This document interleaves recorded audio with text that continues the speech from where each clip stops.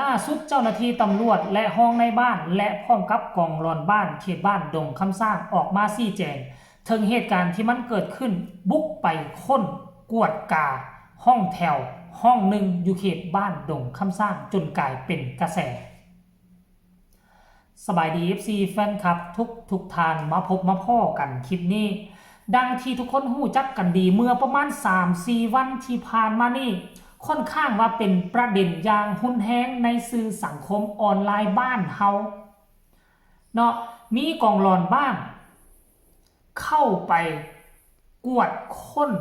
ยามวิกาลหรือว่ายามกลางดึกกลางดื่นแหละห้องแถวห้องหนึ่ง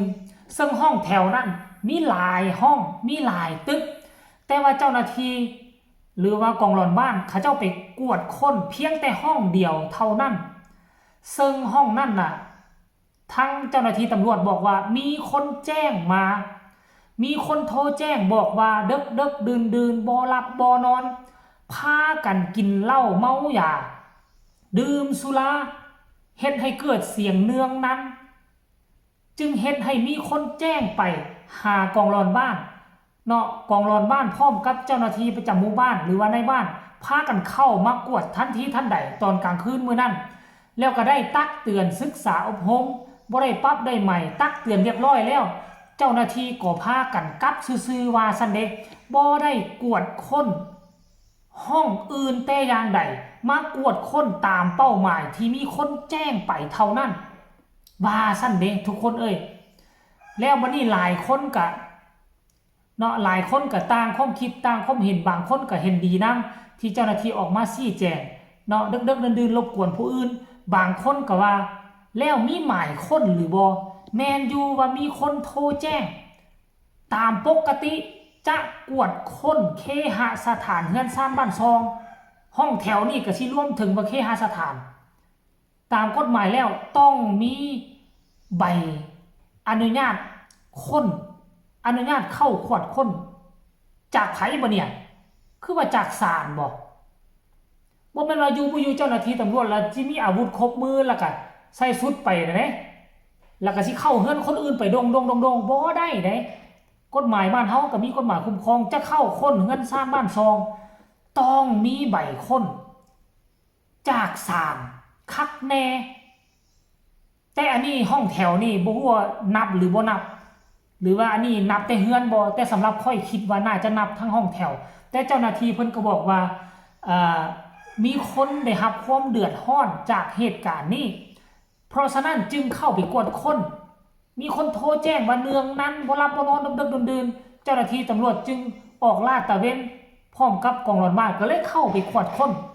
ก็เลยไปพบเจอเจ้าของห้องดังกล่าวก็เลยบ่พอใจเลยแอบถ่ายคลิปมาตัดมาต่อมาแต่งเพื่อ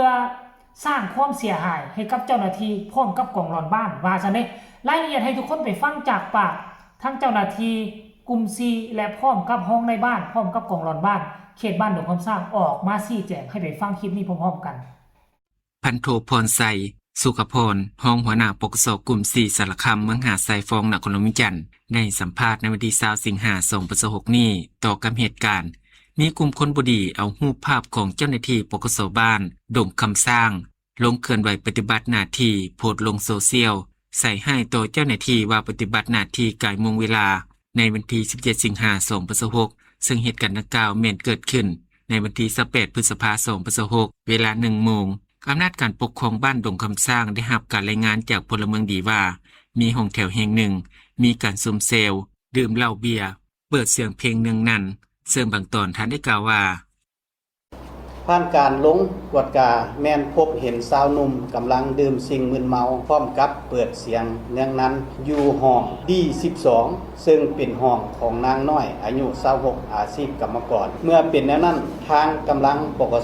สบ้านจึงได้แสดงโตวตามสิทธิพระบทบาทของกำลังปกสและปกสบ้านได้เคาะประตูให้พวกเกี่ยวเปิดประตูและได้ตักเตือน ให้พวกเกี่ยวหยุดเซาเสียงเนืองนั้นพร้อมทั้งหยุดเซาการดื่มเนื่องจากว่ากายโมงกายเวลาแล้วทางปก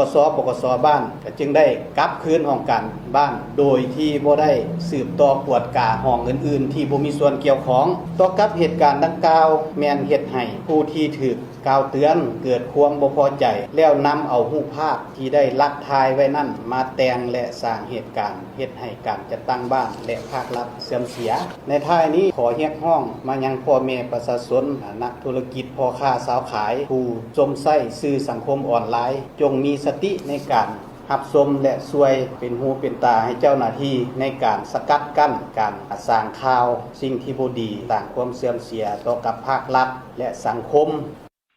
และทานทองจันทร์หลีดสว่างห้องในบ้านดงคำสร้างทั้งเป็นผู้ที่นำเวียกงานป้องกันศาสตร์ป้องกันความสงบบ้านก็ได้ให้ฮู้ตื่มอีกว่าขอสีแกงเกี่ยวกับภาพที่ว่าได้ลงสื่อสารออนไลน์เกี่ยวกับไอ้น้องปปสของร้อนบ้านดงสร้างที่ว่าได้ลงปฏิบัติเวียกอยู่ห้องแถวเพราะว่าอิงใส่พลเมืองดีที่ว่าได้โทรแจ้งขึ้นมาเนาะที่ว่าได้ลงไปก้าวเตือนห้องที่เขาเจ้ากินสิ่งมึนเมาแล้วก็เปิดเสียงเพลงอย่างนั้นหันเพราะว่ากายโมงกายเวลาฉะนั้นก็ไอ้น้องก็ได้ลงไปปฏิบัติตามสิทธิพระบทบาทปปสของนอนบ้านก็อิงใส่ดำรัสของเจ้าทองเกี่ยวกับเสียงเนื่องนั้นเกินโมงเกินเวลาฉะนั้นไอ้น้องปปสของนอนบ้านก็ถือว่าได้ปฏิบัติตามสิทธิพระบทบาทหลังจากนั้นไอ้น้องก็ได้กลับคืนขึ้นมาประจำการอยู่ของการบ้านคือเก่านี่นะทุกคนถามว่าค่อยเคยอยู่ห้องแถวบ่เคยอยู่ค่อยเคยอยู่ห้องแถวมานี่กะโหตั้งแต่2007บ่ว่า2007 2009 2008 2009อยู่จนฮอด2013เคยเจอบ่เจอบ่จำเป็นต้องมีคนแจ้งเขากลับไปเพราะว่าหยังห้องการบ้านนี่จะเป็นผู้จดบันทึกผู้ใดอยู่ต้องได้เสียค่าเช่าตอนยุคค่อยอยู่เดือนละ 5,000 กีบนี่ถึกเดือนละ 5,000 กีบแต่ว่าตอนนั้นนี่น้ำมันลิตรละ 8,000 เดือนละ 5,000 กีบเป็นนักเรียนน่ะแล้วก็ไปซื้อข้าวนี่เว้าตำซื้อว่า 10,000 กีบนี่กินได้3คาบเลย 5,000 อาหาร 3,000 นี่ข้าวสมัยก่อนมันถึกเด้ 5,000 ก็ถือว่าบ่น้อยบ่หลายแต่ถามว่าเขาเจ้ามาบ่มามื้อใดที่ห้องนั้นฮอดเดือนแล้วหมดอายุบ่ไปจ่ายค่าพักเช้าใบพักเช้าน่ะ